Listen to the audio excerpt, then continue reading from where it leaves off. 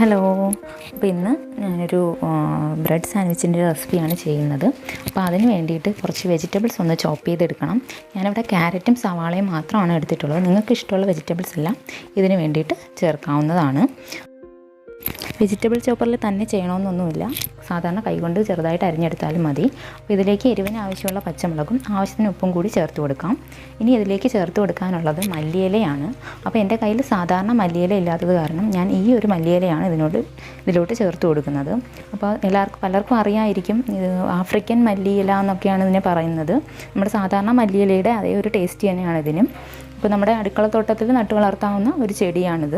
അപ്പോൾ ഞാൻ എൻ്റെ മുള്ളുപോലിരിക്കുന്ന സൈഡ് ഒന്ന് കട്ട് ചെയ്തതിന് ശേഷം ഇതിലോട്ടൊന്ന് ചേർത്ത് കൊടുത്ത് എല്ലാം കൂടി ഒന്ന് ചോപ്പ് ചെയ്തെടുക്കുന്നുണ്ട്. ഈ ഒരു ചോപ്പറിൻ്റെ റിവ്യൂ ഞാൻ നേരത്തെ ചെയ്തിട്ടുണ്ട്. അപ്പോൾ അതിൻ്റെ ലിങ്ക് ഞാൻ ഡിസ്ക്രിപ്ഷനിൽ കൊടുത്തിരിക്കാം, താല്പര്യമുള്ളവർ അതൊന്ന് കാണുക. ഇനി ഒരു ബൗളിൽ 2 മുട്ട ഒന്ന് ഒഴിച്ച് കൊടുക്കുന്നുണ്ട്. അതിലേക്ക് 2 ടേബിൾ സ്പൂൺ പാലും കുറച്ച് കുരുമുളക് പൊടിയും ആവശ്യത്തിന് ഉപ്പും കൂടി ചേർത്തിട്ട് നന്നായിട്ടൊന്ന് മിക്സ് ചെയ്ത് മാറ്റി വയ്ക്കുക.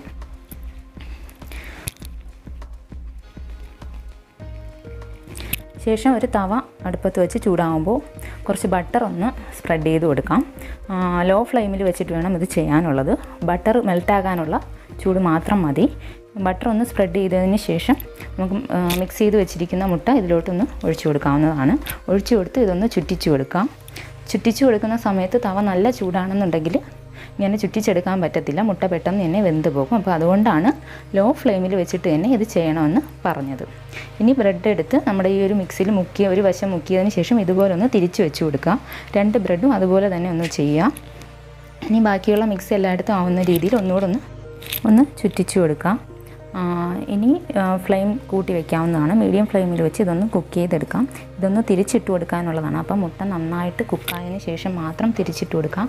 അല്ലാന്നുണ്ടെങ്കിൽ തിരിച്ചിട്ട് കൊടുക്കുന്ന സമയത്ത് ഈ മുട്ട മുറിഞ്ഞു പോകാനുള്ള ചാൻസ് ഉണ്ട്. അപ്പോൾ അതൊന്ന് ശ്രദ്ധിക്കുക. അപ്പോൾ അത് നന്നായിട്ട് കുക്കായിട്ടുണ്ട്. ഇനി ഇതൊന്ന് തിരിച്ചിട്ട് കൊടുക്കാം. തിരിച്ചിട്ട് കൊടുത്തതിന് ശേഷം ബ്രെഡിന് പുറത്തായിട്ട് ഇങ്ങനെ നിൽക്കുന്ന ഈ ഒരു ഭാഗമെല്ലാം ബ്രെഡിന് മുകളിലോട്ടായിട്ട് ഒന്ന് മടക്കി ഒന്ന് വെച്ച് കൊടുക്കുക. 4 വശവും അതുപോലെ തന്നെ ഒന്ന് ചെയ്യുക. അതിന് ശേഷം ഒന്ന് പ്രസ് ചെയ്തൊന്ന് വെച്ച് കൊടുക്കാം.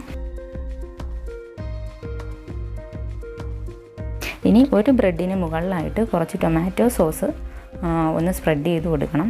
ടൊമാറ്റോ സോസ് സ്പ്രെഡ് ചെയ്തതിന് ശേഷം അതിന് മുകളിലായിട്ട് നമ്മൾ ചോപ്പ് ചെയ്ത് വെച്ചിരിക്കുന്ന വെജിറ്റബിൾസ് കൂടി വെച്ച് കൊടുക്കാം.